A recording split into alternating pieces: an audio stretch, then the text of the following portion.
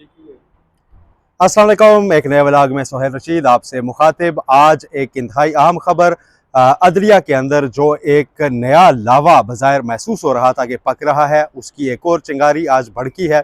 और अगेन ख़त लिखा है जस्टिस सैयद मंसूर अली शाह ने चीफ जस्टिस याहिया आफरीदी के नाम। और ये ख़त जो है वही मुतालबा इसमें दोहराया गया है फुल कोर्ट का। ये ख़त है क्या, इसकी टाइमिंग क्यों अहम है, इसमें क्या कहा गया है, मुकम्मल तफसील आपके सामने रखेंगे। इसके अलावा अडयाला जेल से आज की 2 अपडेट्स वो भी आप तक पहुँचाएंगे। बुशरा बीबी की मुसलसल अदालतों से गैर हाज़िरी क्या डेलिब्रेट है या इसमें कोई PTI टाइम बाय कर रही है, और अब होगा क्या, क्या उन्हें गिरफ्तार किया जा सकेगा या नहीं। सबसे पहले तो शुरू करते हैं जस्टिस सैयद मंसूर अली शाह के ख़त से, जो उन्होंने 4 दिसंबर को यानी गुज़श्ता रोज़ तहरीर किया। और जुडिशल कमीशन का जो कल 6 दिसंबर को इजलास होने जा रहा है, उससे ठीक एक रोज़ पहले यह पहुँचा दिया गया है चीफ जस्टिस जनाब याहिया आफरीदी के पास। और इस ख़त में कहा किया गया है, 2 सफ़ात का ये ख़त है। इस ख़त में जस्टिस सैयद मंसूर अली शाह ने लिखा है कि उन्हें लेटर्स मौसूल हुए कि जी जुडिशल कमीशन के इजलास होने जा रहे हैं और उसमें शिरकत करूँ, लेकिन उससे पहले उन्होंने कहा कि मैं कुछ चीज़ें रिकॉर्ड पर रखना चाहता हूँ। एक तो उन्होंने मुख्तसरन अगर हम बात करें पहले, तो उन्होंने कहा जी कि ये जुडिशल कमीशन का कल होने वाला इजलास भी और तमाम इजलास मौखर किए जाएँ। दूसरा, 26वीं आइनी तरमीम के खिलाफ जितनी भी दायर दरखास्तें हैं उन्हें समाअत के लिए फुल कोर्ट के सामने मुकर्रर किया जाए। तफसील इसमें लिखी है जस्टिस सैयद मंसूर अली शाह ने। उन्होंने ये लिखा है कि इस वक्त 2 दर्जन से ज़ायद दरखास्तें जो हैं वो सुप्रीम कोर्ट के सामने दायर हो चुकी हैं, जो कि 26वीं आइनी तरमीम की आइनी हैसियत को चैलेंज कर रही हैं कि क्या यह principle of trichotomy of power के ख़िलाफ़ नहीं है तरमीम। तो बेहतर है कि पहले उनको सुना जाए, उसको तय किया जाए कि इसकी क्या पोजीशन है। साथ उन्होंने ये भी लिखा है कि वो और जस्टिस मुनीब अख्तर, आपको याद होगा कि जब चीफ जस्टिस काजी फ़ाइज़ साहब रिटायर हुए और उसके बाद चीफ जस्टिस याहिया आफरीदी आए, उन्होंने पुरानी कमेटी रिस्टोर की। तो पुरानी कमेटी का इजलास किया था जस्टिस सैयद मंसूर अली शाह और जस्टिस मुनीब अख्तर ने। उन्होंने उसमें फ़ैसला किया था कि 4 नवंबर के रोज़ ये जितनी भी दरखास्तें हैं 26वीं आइनी तरमीम के खिलाफ, इनको फुल कोर्ट के सामने लगाया जाएगा। समाअत नहीं हो सकी थी, उसका हवाला दिया है जस्टिस सैयद मंसूर अली शाह ने इस ख़त में। और ये कहा है कि अगर वो जो हमने ख़त लिखा था, फैसला किया था, उसको मुकर्रर कर लिया जाता तो ये नौबत ना आती। साथ उन्होंने कहा, लेकिन हैरानी का इज़हार उन्होंने किया है कि ना तो रजिस्ट्रार की जानिब से, ना ही आप मोहतरम चीफ जस्टिस याहिया आफरीदी की जानिब से हमें उस ख़त का अभी तक कोई जवाब आया, ना वो केस समाअत के लिए मुकर्रर किया गया। अब रीज़न क्या दी है जस्टिस सैयद मंसूर अली शाह ने ये अपने इस डिमांड की जो उन्होंने रखी है ख़त में कि जुडिशल कमीशन का इजलास मौखर किया जाए। उन्होंने ये लिखा है कि 2 दर्जन से ज़ायद दरखास्तें हैं जो आइदर वे डिसाइड हो सकती हैं। ब्रैकेट में उन्होंने लिखा है कि दरखास्तें मंजूर भी हो सकती हैं, मुस्तरद भी हो सकती हैं, लेकिन अगर मंजूर हो जाती हैं तो फिर अब जो जुडिशल कमीशन है मौजूदा, ये तो 26वीं आइनी तरमीम के तहत बना है, इसके इजलास हो रहे हैं और ये अगर नए जजेस भी अपॉइंट कर जाएगा तो इसके फैसलों की तो कोई वक़्त बाकी नहीं रहेगी। कल अगर सुप्रीम कोर्ट इस नतीजा पर पहुंचती है कि 26वीं आइनी तरमीम दुरुस्त है ही नहीं, तो उसके तहत कायम जुडिशल कमीशन जज भर्ती करके जा चुका होगा। तो एक ऐसी सिचुएशन पैदा होगी जो कि अदलिया के लिए बतौर इदारा शर्मिंदगी का बायस बनेगी। ये जस्टिस मंसूर अली शाह ने जो मौक़िफ़ रखा है, ये बिल्कुल वो मौक़िफ़ है जो प्रैक्टिस एंड प्रोसीजर एक्ट जब आया तो उसको मुअत्तल करके सिर्फ केसेस सुन रहे थे justice Umar Ata Bandial chief justice थे उस वक्त। तो उस वक्त भी जस्टिस मंसूर अली शाह, जस्टिस काजी फ़ाइज़ ईसा, इन सब के मौक़िफ़ यही थे कि पहले इसकी आइनी हैसियत तय कर लें, क्योंकि अगर उसको आप खामखा डिले में डाल के बाकी फैसले करते जाएंगे तो एक ऐसी उलझन पैदा हो जाएगी, एक ऐसा माहौल पैदा होगा जिसका कोई वे आउट नहीं होगा। अब जस्टिस मंसूर अली शाह ने यही लिखा है कि पहले उन दरखास्तों को तय कर लें, या उन्हें मुस्तरद कर लें या उन्हें मंजूर कर लें। अगर मंजूर होती हैं तो ये जुडिशल कमीशन, जिसमें अक्सरियत हुकूमत की है, अक्सरियत पॉलिटिशियंस की है, वो अगर फैसले करके जा चुका होगा तो नए जजेस ऐसे में जो भर्ती होने जा रहे हैं, Sindh high court, Balochistan high court, Lahore high court, Peshawar high court, supreme court में नए जजेस लाए जाने हैं, तो फिर उनकी क्या हैसियत होगी, उनको कैसे प्रोटेक्शन दी जाएगी कि ऐसे जुडिशल कमीशन ने उन्हें लगाया था जो कि बाद में गैर आइनी करार पा गया।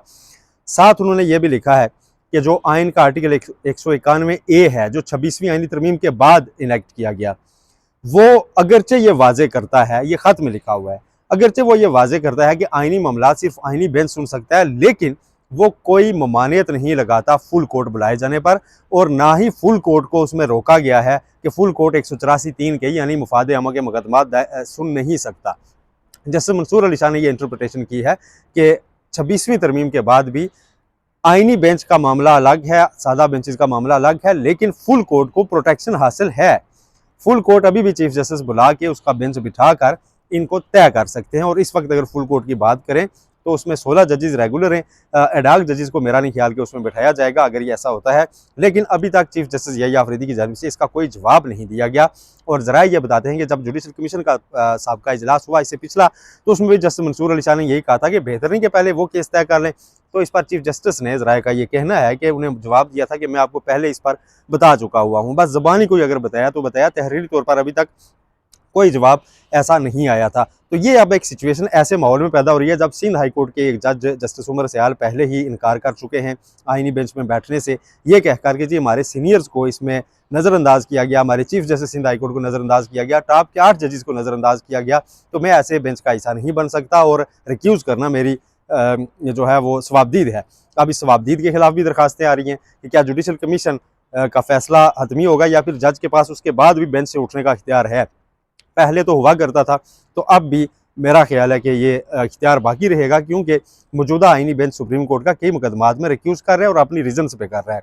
तो ये एक सिचुएशन ऐसी पैदा हो चुकी है। अब जस्टिस मंसूर अली शाह ने इस खत में बड़ी तफसील से रीजनिंग्स देकर ये कहा है कि एक तो आपने जुडिशल कमीशन के रूल्स अभी नहीं बनाए, रूल्स बनेंगे तो पता चलेगा कि आप जजेस को अपॉइंट करने का तरीकाकार क्या होगा, सीनियरिटी देखी जाएगी सुप्रीम कोर्ट लाने के लिए, फिर हाई कोर्ट्स में जो अपॉइंटमेंट्स होंगी उसकी रिकमेंडेशंस किसकी तरफ से आएंगी, ये सारी चीज़ें तय कर लें पहले, उसके बाद आप अपॉइंटमेंट के लिए इजलास बुलाएं। ये अब मुतालबा है। अब देखते हैं कि बाकी जजेस इसको ज्वाइन करते हैं यानी ये अगेन जस्टिस मंसूर अली शाह अकेले रहते हैं। ये तो थी सुप्रीम कोर्ट की अपडेट।